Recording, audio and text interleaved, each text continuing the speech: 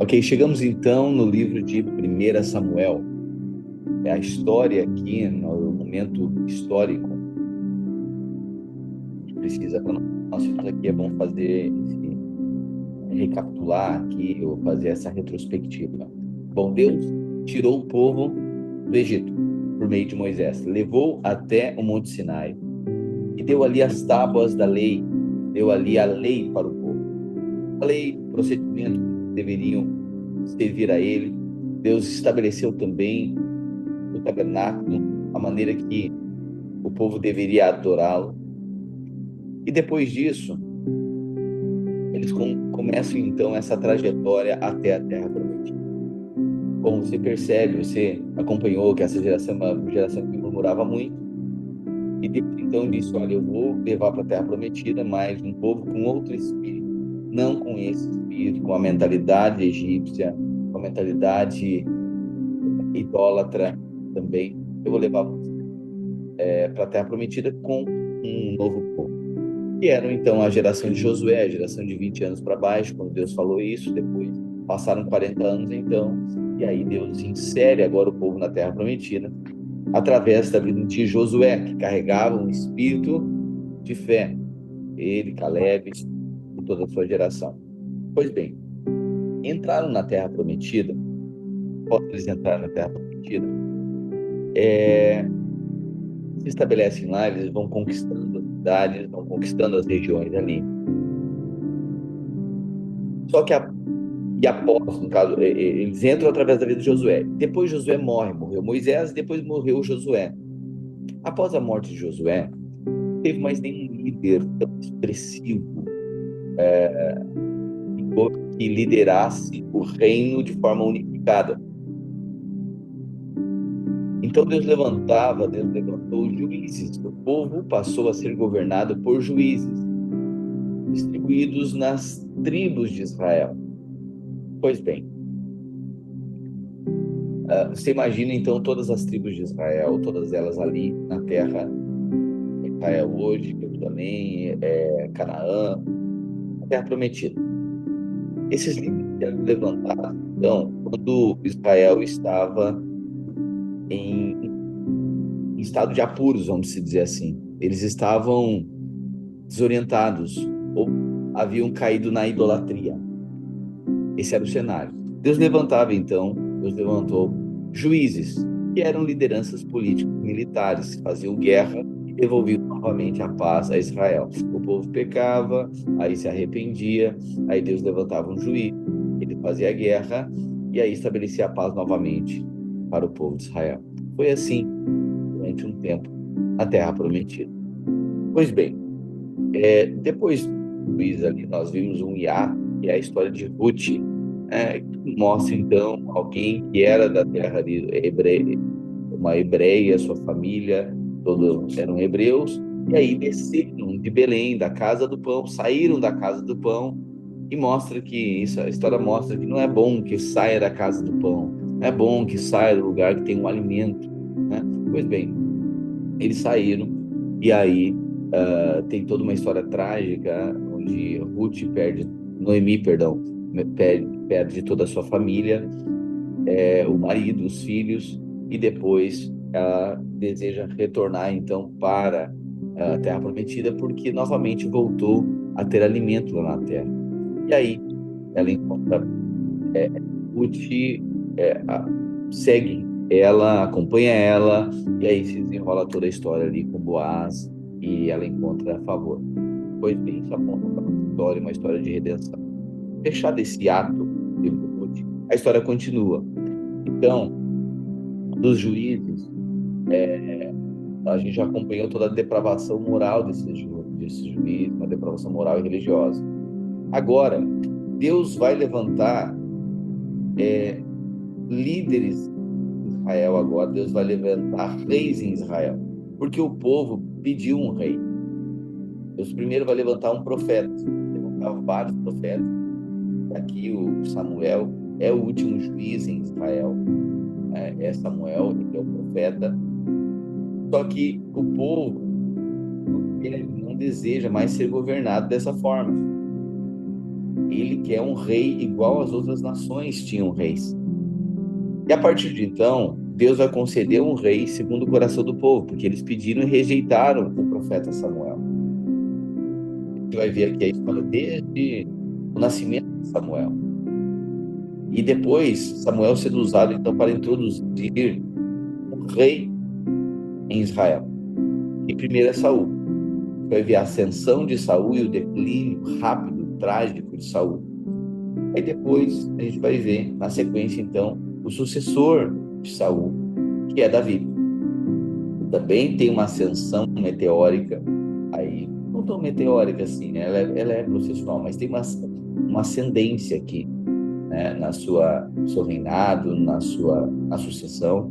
Mas depois a gente vai ver o declínio também do reinado de Davi aí, através dos conflitos, das confusões com a sua família, e até com o reino. Não ficou nada bem.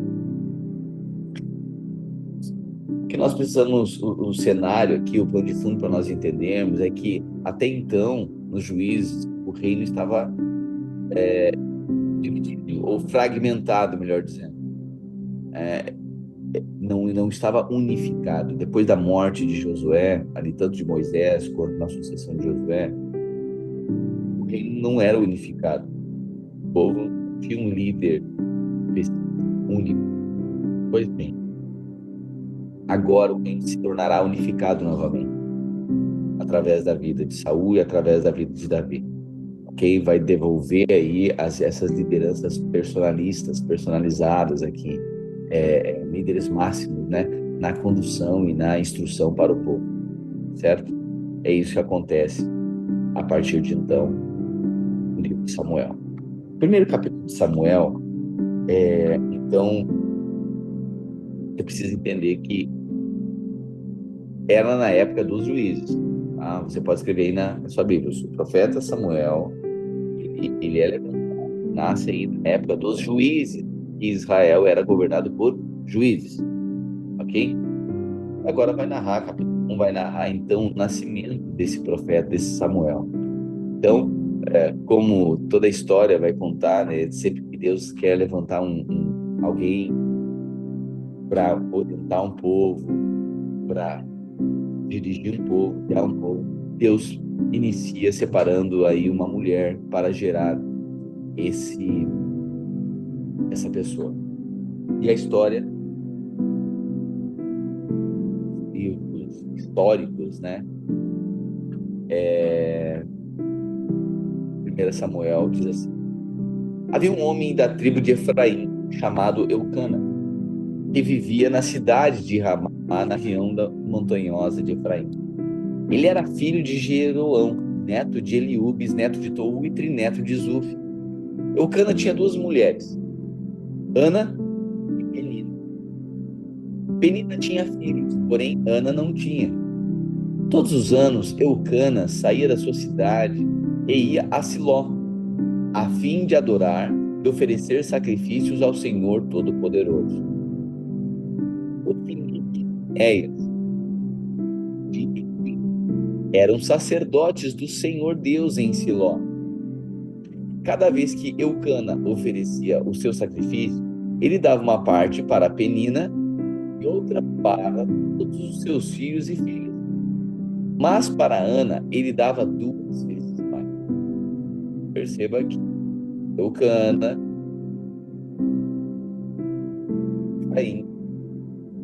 ele tinha 2 mulheres, Ana e Penina. Penina tinha filhos, mas Ana não podia ter filhos. Só que Ana amava muito Ana. Sempre que ele oferecia sacrifícios, uma parte ele dava para Penina e seus filhos, e outra parte, uma porção dobrada para Ana, porque ele amava muito. Pois bem, imagina a cena aqui, isso tudo está acontecendo na época dos juízes. Então Eucana saía dali, ia lá adorar ao Senhor, oferecer sacrifício no templo que estava em Siló. Quem que estava lá? Ofni e Finéias eram os filhos de Eli, que era o sacerdote. Então lembra da família sacerdotal? Pois bem, Ofni e Finéias eram separados também para o sacerdócio. Só que você, olhando para o contexto que estava, o contexto ali de Juízes, você entende, você consegue perceber que as coisas não estavam nada bem, religiosamente falando, espiritualmente falando, estava um caos. Você lembra disso? Não estava legal. Pois bem, é nesse cenário aqui que Deus está levantando um sucessor aqui. Deus está levantando agora o Samuel,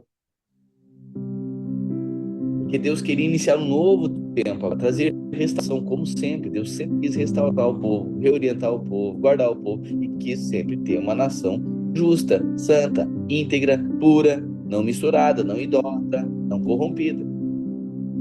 Como a depravação religiosa estava grande também, você vai ver que o cenário aqui não é nada legal das perdições espirituais daqueles que eram levantados por Deus.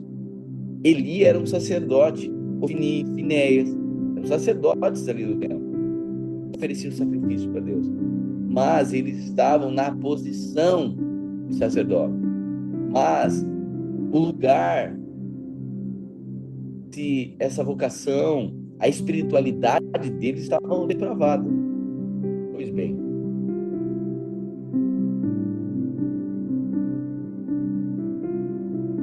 olha o que diz no verso 5.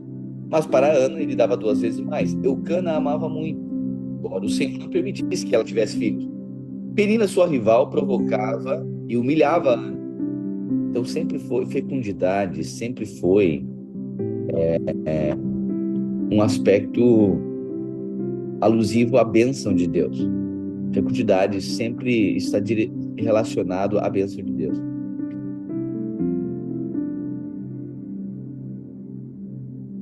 Penina, a outra esposa de Ana, provocava Ana, dizendo que ela não podia ter filho, debochava dela. Então isso era um sinal de humilhação. A infertilidade era um sinal de, até mesmo, de desprezo da parte de Deus, né? Era assim que era entendido. Penina, sua rival, humilhava a Ana, porque o Senhor não permitia que ela tivesse filhos. Isso acontecia ano após ano. Sempre que iam ao santuário do Senhor, Penina irritava tanto Ana que ela ficava só chorando e não comia nada. Um dia, o seu marido, Eucana, lhe perguntou: Ana, por que você está chorando? Por que você não come? Por que está sempre triste? Por acaso eu não sou melhor para você do que 10 filhos? Eu imagino Eucana, a bondade que ele tratava a Ana, né? Ok, o cara está se achando também aqui, né? Melhor que 10 filhos, né? Mas isso aponta para a maneira que Eucana, o cuidado que ele tinha com Ana. Mas isso não lhe era suficiente. Certa vez eles estavam em Siló e tinham acabado de comer. Eli, olha o personagem aqui, Eli, o sacerdote, estava sentado na sua cadeira na porta da tenda sagrada. Aí Ana se levantou aflita e, chorando muito, orou a Deus, o Senhor. Ana, chorando muito, orou a Deus e fez esta promessa solene: Ó Senhor, Deus Todo-Poderoso, olha para mim, tua serva, vê a minha aflição e lembra de mim. Não esqueças a tua serva. Se tu me deres um filho, prometo que o dedicarei a ti por toda a vida, que nunca ele cortará o cabelo. Lembra do voto de Nazireu? Lembra de alguém consagrado ao Senhor? Pois bem, você percebe que aqui tem uma concessão, né? Porque o homem da tribo de Efraim, Eucana era da tribo de Efraim. Portanto, Samuel é descendente da tribo de Efraim. Mas o sacerdócio não era somente com os da tribo de Levi? Pois bem, por isso que tem um voto de Nazireu, que havia uma escassez muito grande, uma depravação muito grande da liderança sacerdotal em Israel. Então aqui existe uma concessão da parte de Deus. Por isso que Ana está pedindo. Ela sabe que mesmo não ser da tribo de Levi, ela diz o seguinte: Senhor, eu não posso ter filhos, mas eu vou te pedir, me dá um filho. Se o Senhor me der um filho, eu dedicarei ele ao Senhor. ele será, não cortará o cabelo, ele será um nazireu, ele será para o Senhor, consagrado ao Senhor. É isso que Ana faz. Ela está chorando, orando. 12. Ana continuou orando ao Senhor durante tanto tempo que Eli começou a prestar atenção nela e notou que os seus lábios se mexiam, porém não saía nenhum som. Ana estava orando em silêncio, mas Eli pensou que ela estava bêbada e disse: Até quando você vai ficar embriagada? Veja se para de beber. Ela responde: Senhor, respondeu ela, eu não estou bêbada, não bebi nem vinho nem cerveja. Estou desesperada e estava orando e contando a minha aflição ao Senhor. Não pense que sou uma mulher sem moral. Eu estava orando daquele jeito porque sou muito infeliz e sofredora. Você perceber aqui a cegueira espiritual do sacerdote? Estava um caos. Eli, o sacerdote, não percebe